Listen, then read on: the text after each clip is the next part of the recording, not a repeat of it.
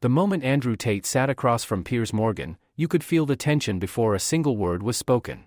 Both men are known for their strong personalities, their refusal to back down, and their desire to win every verbal exchange. That night, the audience wasn't just expecting a polite conversation, they were waiting for sparks to fly. And the sparks came almost immediately. What started as a normal interview quickly spiraled into a fiery exchange that turned personal, raw, and impossible to ignore. Piers Morgan opened with a pointed question, a deliberate jab at Tate's reputation, and it set the tone for the entire debate. Tate, true to form, didn't hesitate. He leaned in, eyes sharp, voice calm but edged with defiance, ready to counterattack. The words between them weren't just sentences, they were weapons. Each line from Piers was a challenge, each response from Tate was a punch back. What made it explosive wasn't just the disagreement, it was the clash of egos, two men who would rather burn the room down than admit the other had a point. As the minutes ticked by, the debate shifted from ideas to identities. Piers pushed harder, questioning Tate's influence on young people, accusing him of being reckless, even dangerous. Tate, instead of retreating, doubled down. He defended himself with passion, painting Piers as part of the media machine that twists narratives to control the masses. It was no longer about facts, it became about pride. Both men were determined to expose the other, to show weakness, to win not just the argument but the room, the headlines, the public opinion. The energy in the studio shifted. What began as a conversation turned into a battle, and the audience was on edge, hanging on every word. You could see it in their faces, some nodding with Tate's confidence, others rallying behind Piers' sharp persistence. It wasn't just a debate, it was theater, drama unfolding live, with real stakes. And once it turned personal, there was no going back. Tate accused Piers of hypocrisy, of pretending to care about truth while chasing controversy for ratings. Piers fired back, calling Tate's views toxic, his influence irresponsible, his bravado nothing more than a mask. The louder their voices grew, the more you could feel the line being crossed. What was supposed to be an exchange of ideas became a clash of identities. Neither man wanted to blink, neither man wanted to look weak. For every accusation, there was a counterpunch. For every jab, there was a counterstrike. It wasn't just heated, it was explosive. Every second, the tension grew thicker, and it was clear that this wasn't going to end neatly. Viewers at home weren't just watching an interview, they were watching a collision. The kind of moment that dominates headlines, the kind of moment that sparks debates far beyond the studio. Social media lit up instantly, clips spreading, comments pouring in, people choosing sides. Some saw Tate as fearless, refusing to bow to mainstream pressure. Others saw Piers as the only one willing to hold him accountable, to push back against arrogance and provocation. It wasn't just a debate anymore, it became a cultural moment, a reflection of the divide in society. Then came the boiling point. Tate, visibly agitated, raised his voice, pushing back harder than ever. His words cut deeper, more personal, no longer aimed at debate but at dismantling Piers himself. Morgan, refusing to be outdone, pressed even harder, his questions turning into confrontations, his tone growing sharper, his patience thinner. And in that moment, it became clear, this wasn't just heated, it was uncontainable. The control was gone, the civility was gone, and the interview was no longer sustainable. Producers moved quickly, and within moments, the decision was made, Tate had to go. The set, which moments earlier had been filled with words like fire, now carried an uncomfortable silence. Tate stood, his eyes locked on Piers, defiance still written across his face. Morgan didn't flinch, holding his ground even as his guest was escorted out. It was a dramatic, almost surreal ending to a conversation that had spiraled far beyond expectations. The audience gasped, stunned at what they had just witnessed. And that was the power of it. Explosive debates don't just entertain, they leave an imprint. People don't forget when words become weapons, when clashes turn personal, when egos collide so forcefully that the room can barely contain them. This wasn't just another interview, it was a showdown, one that revealed not just the personalities of two strong-willed men but the hunger of an audience desperate for confrontation, truth, and drama all wrapped together. The aftermath was just as fierce as the exchange itself.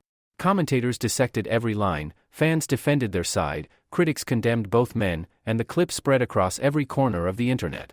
But beyond the noise, the core remained the same. What started as a debate turned into something far more dangerous and far more unforgettable. It was a clash of wills, of identities, of power, and once it turned personal, the outcome was inevitable. That night proved one thing: when egos collide, civility is the first casualty. The debate didn't just expose views, it exposed the men behind them. Piers Morgan and Andrew Tate both walked into that studio determined to win, and neither left unscathed. One left the set, the other held his ground, and the world was left talking about it long after the cameras stopped rolling. Andrew Tate has always been a lightning rod for controversy, and when he sat down with Piers Morgan, his views once again became the center of attention. From the moment he opened his mouth, you could sense the tension in the room. Tate doesn't soften his words, he doesn't filter his opinions, and that's exactly why people either love him or hate him. He speaks in absolutes, with an unshakable confidence that makes his supporters admire him and his critics despise him. And on that night, his views weren't just spoken, they ignited a storm. The conversation began with questions about influence, and it was clear that Piers was prepared to challenge Tate at every turn. Piers framed the discussion around responsibility, asking whether Tate understood the effect his words had on millions of young men around the world. Tate, never one to apologize for being bold, brushed it off with a smirk. He argued that his role wasn't to babysit people's feelings but to tell the truth as he saw it. That was his stance, unwavering and unapologetic. But as soon as those words left his lips, the controversy flared. Tate's views on masculinity were front and center. He talked about strength, dominance, and discipline as the essence of being a man. To his supporters, those words were inspiring, a call to rise above weakness and mediocrity. But to his critics, including Piers in that moment, they sounded outdated, even dangerous. Piers pushed back, accusing him of glorifying toxic behavior, of spreading ideas that young men could twist into excuses for aggression or disrespect. That pushback only made Tate dig deeper. He insisted that society had grown weak, that men had been stripped of their natural roles, and that his message was about empowerment, not harm. It was a battle of perspectives. Piers represented the cautious, measured voice of mainstream media, warning of the risks of unchecked influence. Tate embodied defiance, claiming that truth should never be watered down to avoid offending people. The clash wasn't just about words, it was about worldviews. And every statement Tate made sparked reactions, not just in the studio, but in living rooms across the world. Clips of the exchange spread instantly, each side claiming victory, each side more polarized than before.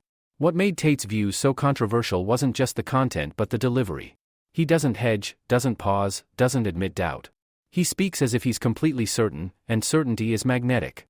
Some people crave it, while others fear it. When he declared that modern culture promotes weakness, that men are discouraged from being leaders, protectors, and providers, his words struck a nerve. For many young men, it sounded like liberation. For others, it sounded like a recipe for chaos. That duality is why the debate with Piers exploded the way it did. It wasn't just a clash of two men, it was a reflection of society's divide over gender, responsibility, and influence. The controversy grew even sharper when Tate addressed his critics directly. He accused them of twisting his words, of deliberately painting him as a villain because they were afraid of his influence. He framed himself as a rebel against a system that thrives on conformity and weakness. Piers, unwilling to let him play the victim, fired back that influence comes with responsibility, and Tate couldn't hide behind the idea of truth-telling when young minds were taking his words literally. Their voices rose, the energy in the room shifted, and it became clear this wasn't just an interview, it was a showdown. Tate's views about women also added fuel to the fire. He spoke about traditional roles, about men leading and women supporting, about a balance of power that sounded archaic to many listeners. Piers didn't let it slide, pressing him hard on whether he was promoting inequality. Tate countered that he valued women, but in a way that aligned with his vision of strength and protection. Again, his words split the room. Supporters claimed he was simply defending traditional values, critics called it misogyny dressed as empowerment. And in that clash, controversy didn't just spark, it roared. What made the exchange gripping was that neither man backed down. Piers wouldn't allow Tate to dominate, and Tate refused to bend under pressure.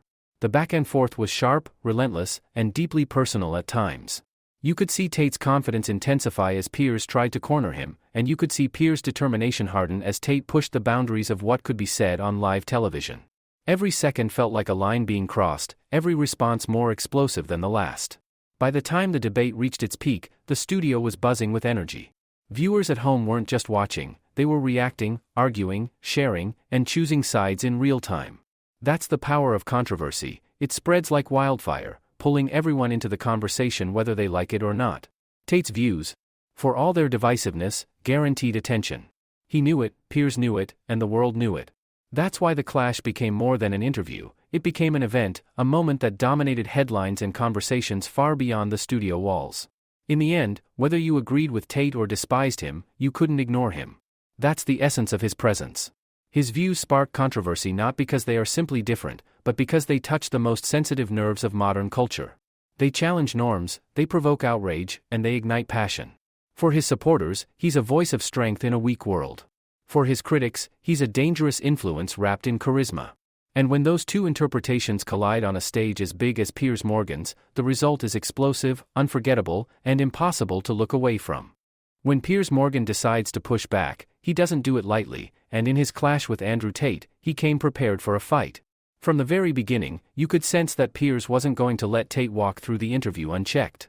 He leaned forward, sharpened his questions, and made it clear that this was not going to be a platform for Tate to speak freely without resistance.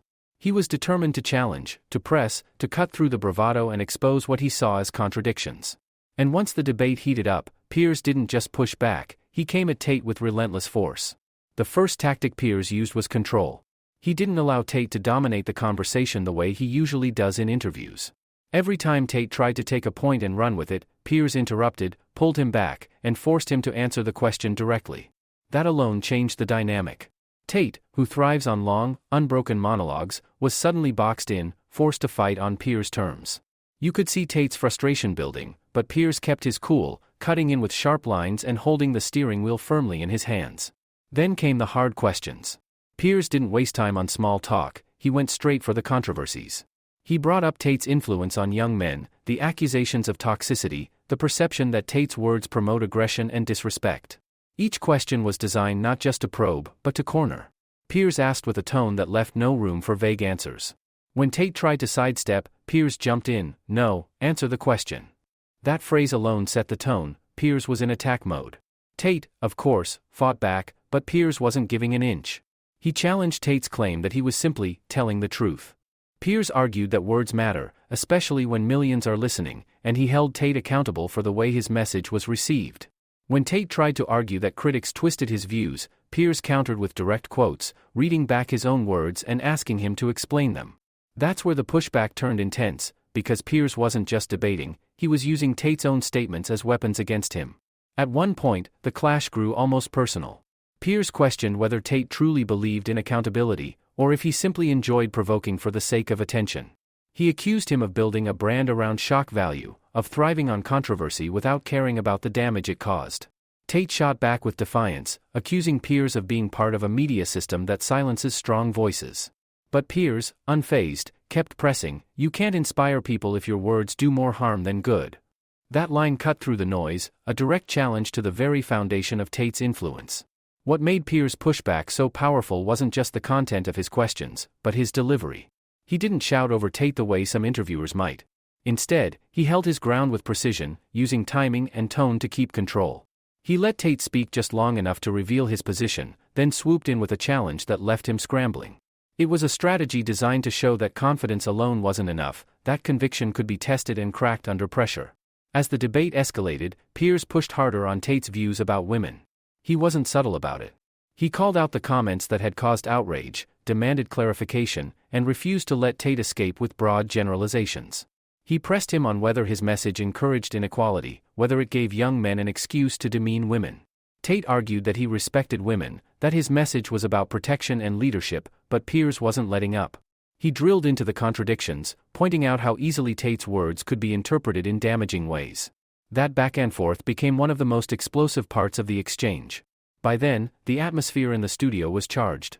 The audience could feel the weight of the clash, two strong personalities, neither willing to back down. Tate grew louder, more animated, but Piers matched him step for step, never once losing his composure. He knew exactly what he was doing. Every time Tate tried to shift blame to critics or spin his words into a broader philosophy, Piers cut back in. But what about accountability? What about the influence? It was relentless, almost surgical. The pushback reached its peak when Piers directly challenged Tate on his responsibility as a role model. He asked whether Tate was proud of the fact that young boys were quoting his controversial lines in schools and online. It was a question loaded with moral weight, and it hung in the air longer than the others. Tate, never one to show weakness, tried to reframe it as empowerment, but Piers wouldn't let him off the hook. He pushed again, harder. "If your words lead to harm, don't you bear responsibility?" That line silenced the room. For a moment, a rare pause in an otherwise non-stop battle. By the end, it was clear that Piers had done more than just challenge Tate. He had forced him into a fight he couldn't completely control. Tate, who usually walks out of interviews looking untouchable, had been pushed to his limits. And that's exactly what Piers wanted. His pushback wasn't just about proving a point, it was about showing that no matter how confident, no matter how popular, no one is above scrutiny. That's what made this clash unforgettable. Piers Morgan didn't just interview Andrew Tate, he went toe-to-toe with him, refusing to be intimidated, refusing to be steamrolled. He pushed back hard, and in doing so, he turned a heated exchange into a defining moment, one that left audiences debating long after the cameras stopped rolling. The debate between Andrew Tate and Piers Morgan had been tense from the start, but no one could have predicted just how dramatically it would end. For nearly an hour, both men clashed in a relentless back-and-forth, every line sharper than the last. The studio felt like a pressure cooker, every question, every interruption, every accusation raising the temperature higher and higher. It was gripping, but it was also volatile, and the moment finally came when the tension snapped. What started as a battle of ideas turned into something so heated, so personal, that it could no longer continue. And that's when Andrew Tate was forced off the set. The breaking point didn't happen suddenly, it built up over time. Piers had been pressing Tate relentlessly, challenging his every claim, forcing him to confront the impact of his words. Tate, true to his character, refused to back down. He raised his voice, leaned forward, and tried to seize control of the room, but Piers wasn't having it. Every time Tate pushed harder, Piers pushed back twice as hard. The back and forth became louder, quicker, and more intense, until it no longer felt like an interview. It felt like a duel. Then came the moment where civility completely unraveled. Tate made a remark that struck a nerve, not just with Piers but with the audience. It was the kind of comment that crossed the line from provocative to personal. The studio's energy shifted instantly. Piers' eyes narrowed, his tone sharpened, and suddenly the gloves were off. This wasn't just about debating controversial views anymore, it was about respect, and both men knew it. Piers demanded an answer, pressing him with the kind of intensity that left no room for escape. Tate, unwilling to concede, snapped back with even more force. Voices rose, overlapping, drowning each other out. The moderator's attempts to calm things down went ignored. It was raw, it was unscripted, and it was spiraling out of control in front of millions. The clash had reached boiling point, and everyone watching knew something had to give. Producers behind the scenes made their decision quickly. The interview could no longer continue in any productive way. Tate, who was now visibly agitated, stood his ground, but it was clear the situation was untenable. Staff stepped in, and within seconds, the shocking outcome became reality. Andrew Tate was asked to leave. The sight of him rising from his chair, defiance written across his face, was as dramatic as television gets. He locked eyes with Piers one last time, a silent challenge, a refusal to admit defeat, but it didn't matter. The decision had been made. He was off the set. The silence that followed was almost as powerful as the shouting that came before it. The audience gasped, stunned by what they had just witnessed. It wasn't the ending anyone expected, but it was the only way it could have ended. Piers, still seated, still calm, carried himself as the man who had stood firm, the one who refused to bend or break under the fire. Tate, walking out, left behind a storm of controversy that would spread far beyond the studio walls. That dramatic exit became the headline. It wasn't just about what Tate said, or what Piers asked, but about how it ended, abruptly, explosively, and with a moment that nobody could forget. Clips of Tate being escorted off flooded social media within minutes. Supporters argued he was silenced because he was too bold, too raw for mainstream platforms. Critics said it was proof he couldn't handle being held accountable. Whichever side people took, the fact remained the same: the ending was as dramatic as it gets, and it made the entire exchange unforgettable. For Piers, the moment cemented his reputation as an interviewer who refuses to lose control of his set. He had drawn the line, enforced it, and made sure that the chaos didn't spiral beyond repair. For Tate, it added another layer to his polarizing image. Being kicked off wasn't just a setback, it became part of his narrative, proof to his supporters that he was too disruptive for traditional media to contain. And that's why the ending was so powerful. It didn't just conclude the debate, it fueled it, spreading the fire far beyond that single studio. What audiences took away was bigger than just a fight between two men. It was a reflection of the cultural divide, the clash between mainstream media and the voices that thrive on pushing boundaries. Tate being forced off the set symbolized that collision in the most dramatic way possible. It was the moment where words turned into action, where an argument turned into a breaking point. And because it happened live, unedited and unplanned, it became a piece of television history. In the days that followed, people couldn't stop talking about it. Commentators replayed the footage, dissecting every second, debating whether Piers had gone too far or whether Tate had crossed the line. Theories and opinions filled the internet, but one thing was clear: the ending overshadowed everything else. The fact that Tate was removed from the set became the defining image of the clash. And in a media landscape where attention is everything, that single moment ensured the debate would be remembered for years. That's the reality of dramatic endings, they stick. Viewers forget the finer details, the exact words exchanged, but they never forget the image of someone being kicked off live television. It carries weight, it sparks conversation, and it leaves an impression that lingers. For Tate and Piers, that ending defined their encounter. It wasn't just about who said what, it was about how it all came crashing down. And so the debate between Andrew Tate and Piers Morgan will be remembered not for its beginning, not even for the points made in the middle, but for the dramatic, explosive ending. An ending that reminded everyone watching that when egos collide and neither side backs down, something has to give. That night, what gave was the interview itself, cut short by the moment Tate was forced to leave the stage. A moment shocking, unforgettable, and etched into the memory of everyone who saw it.